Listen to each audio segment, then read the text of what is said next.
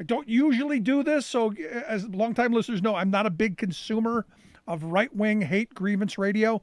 I try to stay away from it because it's just a bunch of old white people complaining a lot. But today I happened to be in the car during the time when Rush Limbaugh would be on. And I just want to remind everybody, Rush Limbaugh is dead. But they keep trying to bring him back from the grave. And this was the really interesting thing, because today what caught my attention is the local right-wing mouthpiece in my neck of the woods got his big dance chance and audition to sit in the Limbaugh chair. So you had Tokyo Teddy Matthews show up in the EIB network, doing the water boy thing. Got to give it a shot. Got nobody else. So he did a Milli Vanilli imitation. Because look, this is what's funny about this. I watch these guys, and I've been watching these right-wing guys for years. And I've gone to the conventions and I've gone to the conferences, and I hate to admit it, I really do, but I've met most of these people, had conversations with lots of them. And very few of them, to their core, believe the stuff that they're spewing. It's about the sale. It's about making money, and every one of them have their gimmick.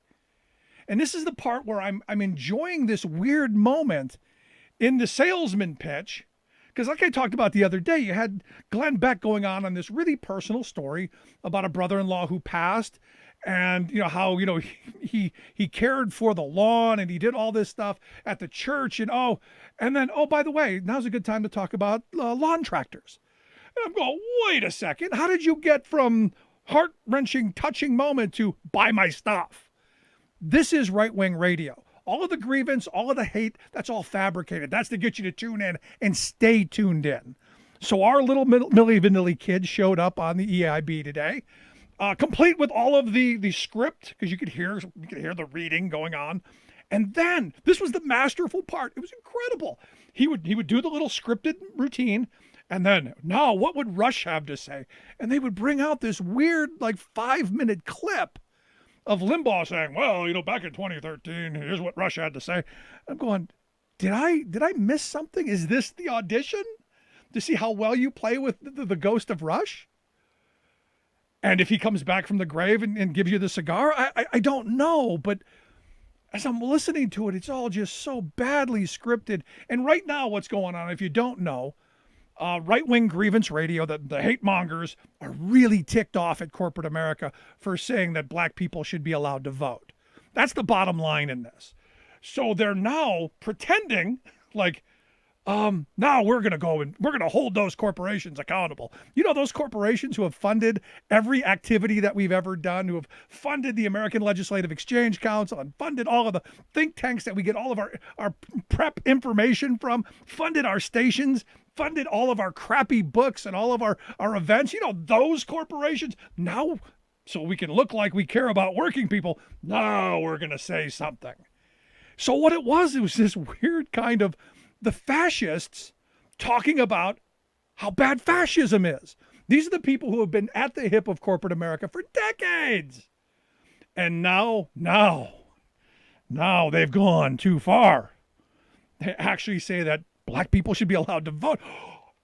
Can't do that. That's, again, bridge too far. Now, what I find interesting, again, is it goes back to the ghost of Rush. And I couldn't get this out of my head, because one of the first Talkers magazine conventions gave an award to Rush, the free speecher of the year or whatever it is. And he came in and he gave his spiel, and it wasn't what people wanted to hear. He was talking about the sale. It's not about what goes on the radio. It's about keeping whatever you can do to keep them locked in so that you can make the pitch. You can sell the snake oil. You can sell the beet juice. You can sell the vitamins. You can sell the lawnmower off of your dead brother-in-law.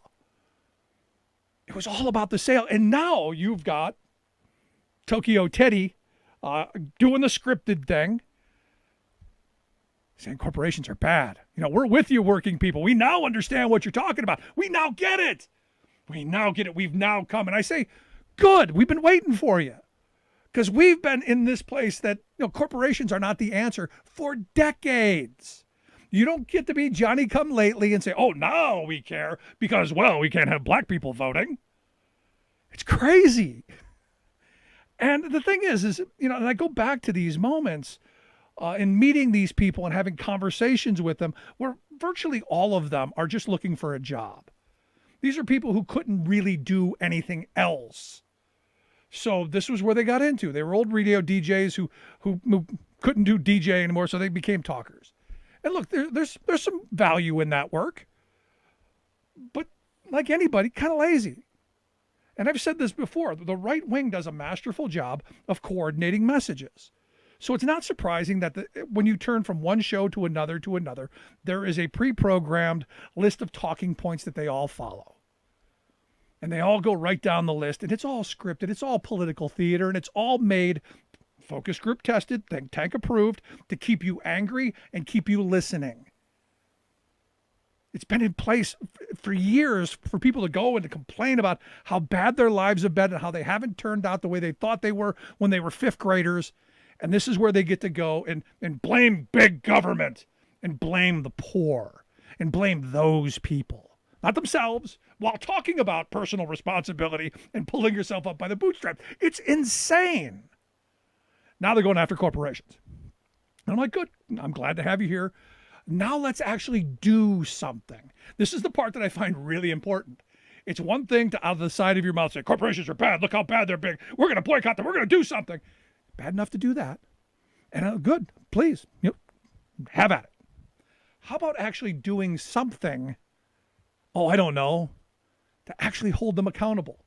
For instance, 1953, the top corporate tax rate in this country, 56%. How about we say, hey, corporate America, you got a little too big for your britches. A little too big. We're going to start taxing you like we used to in the old days when we could pay for our roads and our bridges, and we could pay for education, we could pay for healthcare, and we could pay for our wars. Yes, I know the right loves their wars. We could do all that stuff because corporate America was paying their share. But the Limbaughs of the world and the capitalists over there who proudly tell you that they're capitalists, but they're anti-corporation now. You figure it out. I can't. You really want to hit them? You want to hurt them? Tax them. Use that money for the common good. Use that money to rebuild our infrastructure. Use that money to help seniors, help our kids get an education. Use it better than enriching the handful at the expense of the rest of us. Also, since we're now talking about corporations because you think it's a shame that they want black people to vote, how about we start talking about corporations really do, the treatment of their workforce? Oh, I know you're not going to talk about that. How about we talk about getting workers the right to organize? How about we talk about all the times you've gone and complained about those job-killing regulations when people are less safe on the job? You want to be the party of the working class? You want to be the voice of workers? Here's a good place to start. How about helping them? Instead of just going, well, I'm mad at corporations for letting those black people vote.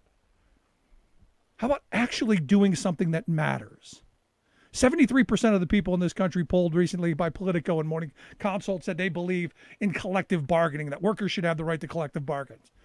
Don't you think that'd be a good place to start? How about we take your anger against corporate America and go, you know what? We should empower workers. That'll show those corporations. Balance the power in the workplace. You're never going to do that, because then you won't be able to sell your soda machines and your fizzle bottles and your pillows and all the other crap that you hawk off. It's all about the sale. Remember that, right-wing mouthpiece. You can go so far, they're going to rein you back in. It's about the sale. You're snake oil salesman. It's that simple. And I come back to, I've met so many of these folks. And when I see these auditions of all these people who want to be the next Rush Limbaugh, and they're auditioning of a bunch of them because the guy that they had chosen, I guess, Dan Bongingo or whatever his name is, he ain't working out. Just not happening from what I've been hearing. So they're auditioning people from all over the place. We got to get somebody who plays nice with the ghost of Rush, and we can play clips around. And our Tokyo Teddy here is probably not a bad guy for it. He can read a script. He can deliver a talking point as well as anyone. He's been doing it here in the local area for a couple of years now. He's gotten his chops. A lot better than he was at delivering the prepackaged political theater talking points. But hey, that's something else. I keep coming back to this moment where if you really want to hold the Republican Party accountable and you want to move them to being the party of the working class, again, how about we do something in a bipartisan fashion? Since 73% of people surveyed believe workers should have the right to collectively bargain, how about we force the Republican Party to go, you know what, we're not going to be anti-union anymore. We're going to give workers their rights. The right to join and form unions and to fight for better wages, hours, and conditions. Because if you were really pro-worker, this is what it's about. It's not about this fable that you've been spinning for 30 years that all you have to do is work hard. All you have to do is pull yourself up by your bootstraps. How about we actually talk about what did build the most prosperous working class in history? How about we actually talk about how my grandparents' generation built that? And they did it with smart government, with smart policy and smart investment. They did it with their unions demanding a fair share of the wealth that their labor creates. And they did it with community, people coming together of all different types. And yes, we had problems, and yes, we had struggles, but we were moving forward. And we weren't being torn completely apart. Right now, the alligator jaws of inequality are about ready to snap down on somebody's behind. The haves have more, and the have less have less. We are in one of the most unequal times in our country's history. This is an opportunity, my right-wing mouthpieces, to actually do something positive other than complain. You guys got the griping down. In fact, when I need a good laugh, I always love to hear people complaining, and I love the conspiracy theories. I love the conspiracy theories. Because I go, you have nothing better to do all day? I can't believe you hold a job. I digress. If you really want to stick it to corporate America, you really want to show them who's in charge, we the people, all of us, you and me and everyone else in this country, we really want to put corporate America in check? Find me the next Teddy Roosevelt. Find me the next trust buster to break up these big conglomerates like Amazon, who has such enormous power that they can spend $200 million in a disorganizing campaign to fight back workers' ability to get those better wages, hours, and conditions, while their founder is saying, we probably should do something about wages, and we probably should do something about conditions, because I hear it's real bad over there. So if you really, truthfully, if you want to be more than just a monkey with a grinder box, you want to be more than just the puppet in the show, actually advocate for doing something.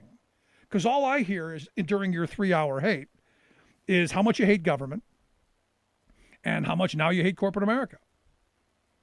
And no solutions other than, I just want freedom, which I don't know what you're talking about. But at the end of it, I know where you're going to go. I know this is just a little spasm. I know this is just a little temper tantrum, because when the buck hits the road, you're going to fall into line.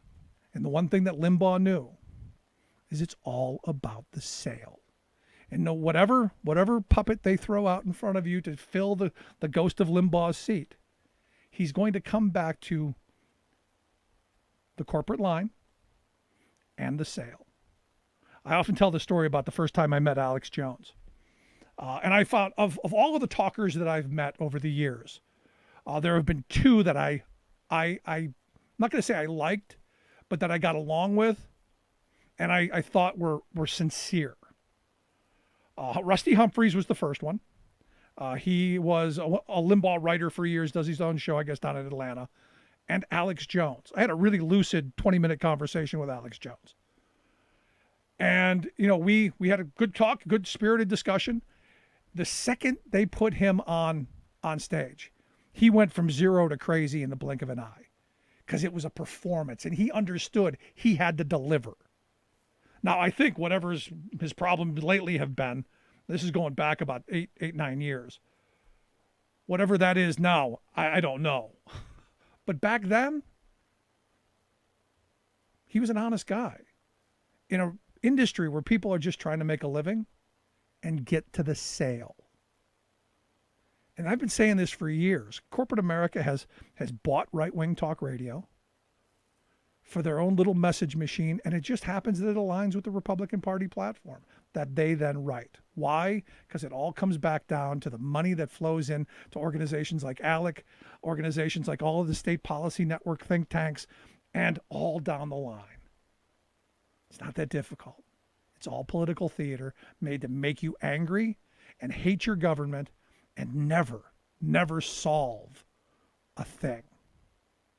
So it's going to be interesting to see who they put in the chair.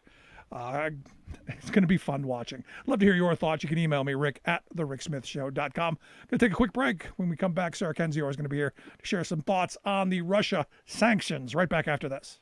There's nothing more American